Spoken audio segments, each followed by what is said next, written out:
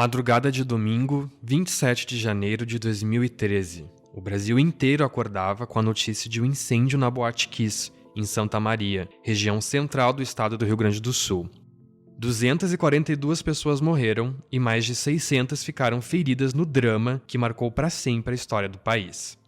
O Direto ao Ponto irá relembrar a cronologia da tragédia com o olhar do editor de polícia do Correio do Povo, Paulo Roberto Tavares. Paulo cobriu o incêndio na cidade há 10 anos e voltou a Santa Maria em 2023. Eu sou Lucas Eliel.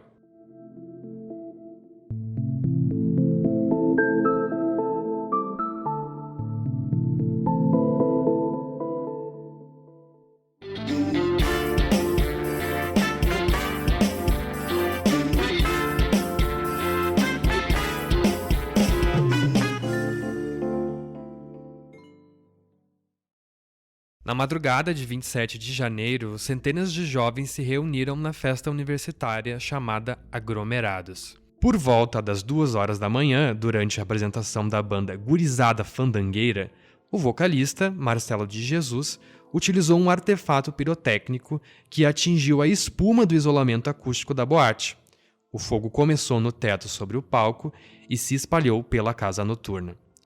De acordo com a investigação policial, a boate estava superlotada, os extintores não funcionaram e a saída de emergência não permitiu que todas as vítimas fugissem.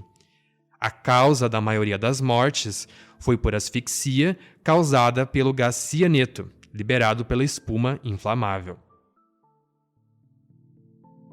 Eu tinha sido acordado no dia da tragédia, por volta de 5 da manhã, pela coordenadora de produção aqui do Correio do Povo, a Luciana Menvink, que insistiu. Eu estava de folga aquele final de semana e aproveitei para ter saí com a turma e retornei, eram mais ou menos 4h30 para casa. Às 5 a Lu me ligou. O primeiro chamado, achei que estava distante, achei que não era comigo. Ela insistiu no segundo, eu atendi e ela disse assim: faz uma mala, põe tudo que é roupa que tu precisa e te manda para a redação. Tu vai para Santa Maria, deu uma tragédia lá. Vim para o jornal. Quando eu cheguei aqui, a notícia eram 20 mortos. Nos reunimos, entramos no carro e fomos. No meio da estrada, escutando a rádio, o número de mortos havia subido para 120. Nós chegamos lá exatamente no momento em que os corpos estavam sendo retirados do banheiro da boate. É aquela cena que apareceu, acho que várias vezes em todas as redes de televisão, um rapaz quebrando com um tubo um extintor de incêndio, a parede e fazendo aquele buraco por onde saíram os corpos. Alguns tentam quebrar as paredes. Uma nuvem densa de fumaça escura dificultava o resgate. Lá do Farrezão, era onde foram postos os corpos. Os familiares iam lá e reconheciam os seus entes queridos, filhos, netos, filhas.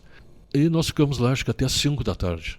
5 ou 6 da tarde lá, acompanhando todo esse trabalho, né? Eram 6h30, eu acho, da tarde, talvez 7 horas. Veio a notícia que teria um velório coletivo.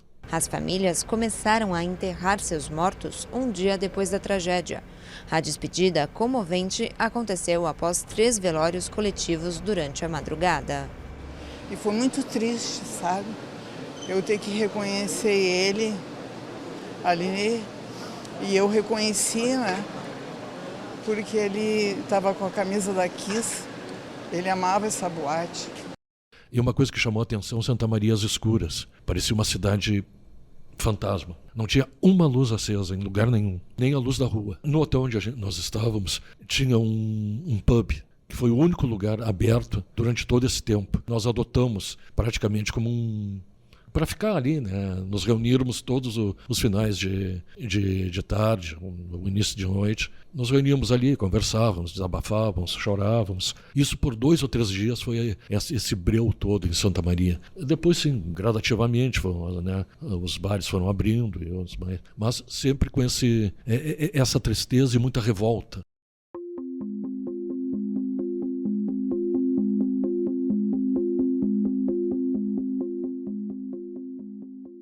O tão esperado julgamento dos acusados de responsabilidade no incêndio aconteceu somente 9 anos depois, em dezembro de 2021, em Porto Alegre. Elisandro Calegaro Spor e Mauro Lodeiro Hoffman, sócios da Boate Kiss, Marcelo de Jesus, vocalista da banda Gurizada Fandangueira, e Luciano Augusto Bonilha Leão, produtor da banda, foram condenados a penas que vão de 18 a 22 anos de prisão.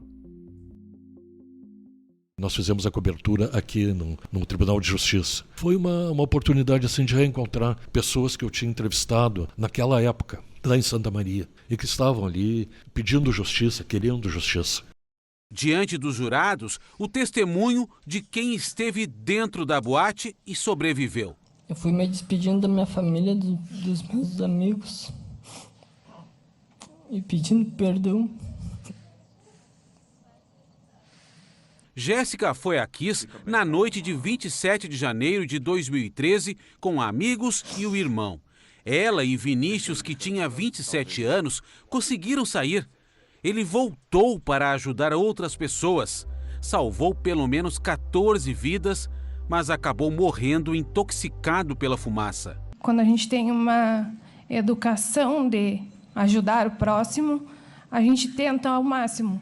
O julgamento concentrou o sentimento de centenas de famílias. Abraços e lágrimas mostravam que o resultado de quase 9 anos de espera estava perto.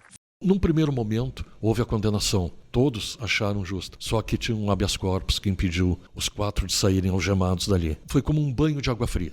Os 4 condenados deveriam sair do tribunal direto para o presídio. Eu estou decretando a prisão dos 4, pedindo que se observe a dispensabilidade de algema e que eles sejam conduzidos com toda dignidade.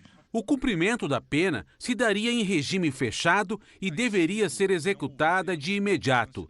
Mas o juiz recebeu a comunicação de que o Tribunal de Justiça do Rio Grande do Sul havia concedido um habeas corpus preventivo solicitado por Elisandro Spor, o dono da Boate Kiss, e extensivo aos outros condenados. Foram 2 votos a 1 pela anulação do julgamento. No entendimento das defesas, o Código Processual foi violado em vários momentos.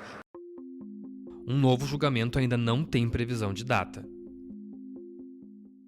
A revolta é muito grande, que eles consideram isso como impunidade. A esperança de todos é que essa anulação seja derrubada, né? Que eles voltem com a condenação. Mas uma esperança de todos os familiares, integrantes da associação que eu conversei lá, é que mais gente seja também indiciada. Segundo eles, naquele julgamento, faltou muitas pessoas no banco dos réus, que eram culpadas, não assim dolosamente, não que tivessem intenção, mas fizeram algo que contribuiu para que aquela tragédia tivesse ocorrido. E eles esperam que essas pessoas também sejam, né, julgadas.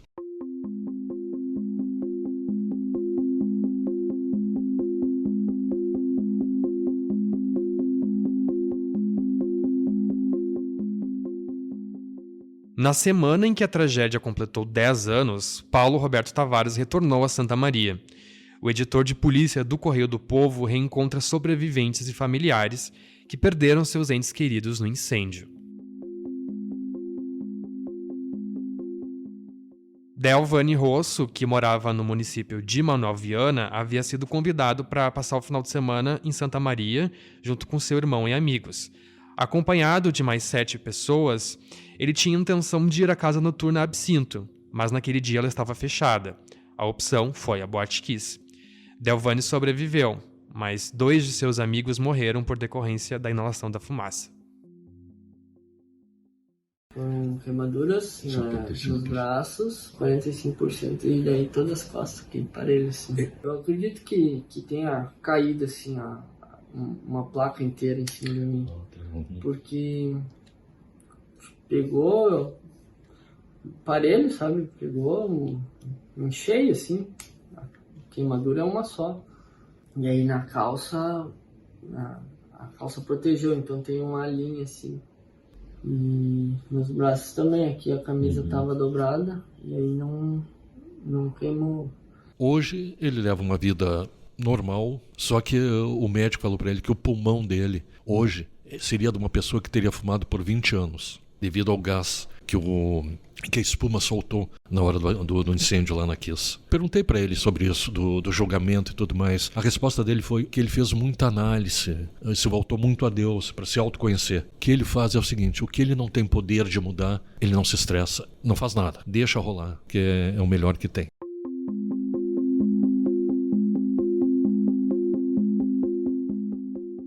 O psicólogo Gabriel Barros é presidente da Associação dos Familiares de Vítimas e Sobreviventes da Tragédia de Santa Maria. Gabriel foi um dos sobreviventes que não teve sequelas físicas, pois conseguiu sair rapidamente da boate. Eu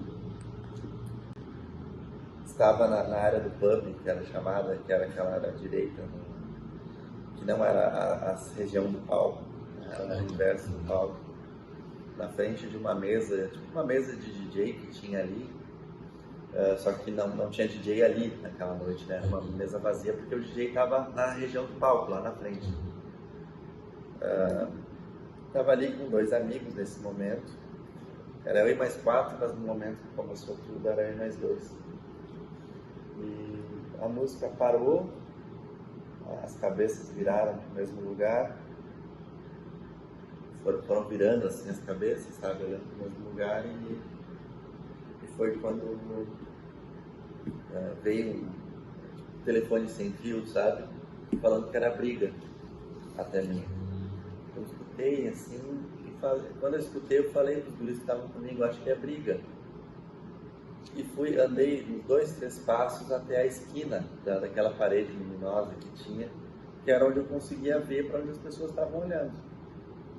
E quando cheguei nesse momento, eu vi um cara de branco, assim, que fez um sinal de sair, e eu vi o tumulto começando, sabe, as pessoas já se dirigindo para a entrada, simultaneamente, assim.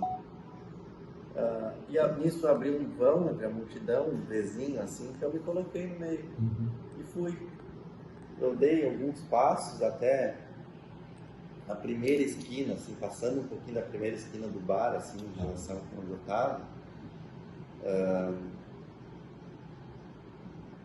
E fiquei bem no centro da boate, assim, no centro um pouco antes do centro da parte central, sabe, da boate. Ali eu travei, porque as portas estavam fechadas. Eu lembro de ver as pessoas, parece que se empurrando numa grande massa, sabe? Para abrir a porta. Ainda era uma briga na minha cabeça. Nisso, a fumaça, junto a essa meio que simultânea abertura das portas, talvez, não sei, a fumaça chegou em mim, e no primeiro momento dela era uma fumaça branca, assim, e ardida. E aí quando eu percebi essa fumaça, eu pensei, bom, era uma briga, então soltaram gás lacrimogêneo para dispersar o pessoal. Só que antes de encerrar esse pensamento na minha cabeça, a fumaça ficou preta. E aí quando ficou preta e seguiu doendo e tudo mais, eu me falei assim, parece que realmente me mandei, assim.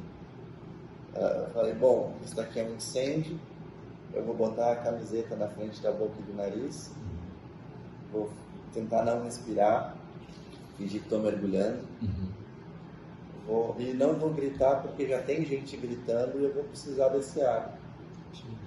E a partir dali eu segui o fluxo das pessoas.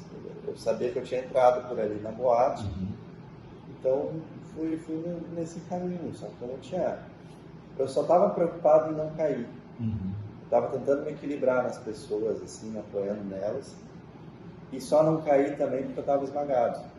Ele foi para o lugar certo, ele teve sorte de ir para o lugar certo, já tinham aberto as portas, que tinham sido trancadas anteriormente, já tinham aberto, e pela névoa a névoa que ele fala, da espuma queimando, que fez com que o teto parecia que estava mais baixo, mas através dessa névoa ele conseguiu ver a luz de um poste na rua, E aí que ele conseguiu sair. E saindo ele viu parecia cena de bombardeio, corpos por toda a rua, estendido. Ele disse que passou pensando em pisar onde menos machucasse. De tanta gente que tinha, ele não tinha como escolher um lugar vazio para pisar. Marilene convive com o luto diariamente. Sua filha, Natiele, foi uma das 242 vítimas. Na época, Natiele trabalhava como garçonete e namorava com Alan de Oliveira, que também morreu no incêndio. Atualmente, Marilene encontra solidariedade em um grupo de mães que também perderam seus filhos na tragédia. Eu sempre tive, assim, na associação, não tinha cargo, assim, alto, mas eu sempre tive na luta ali. Sempre, eu disse, enquanto eu tiver força, eu vou lutar por justiça, porque eu acho que a minha filha, ela ia fazer isso por mim. Então, enquanto eu tiver força e puder, eu vou continuar. Até quando, não sei, a gente vai, mas... Vou sair, vou botar um salto, eu lembro que ela gostava de salto, e que ela me chamava de Vera Verão, porque eu gostava de usar salto. Então, tudo me lembra ela.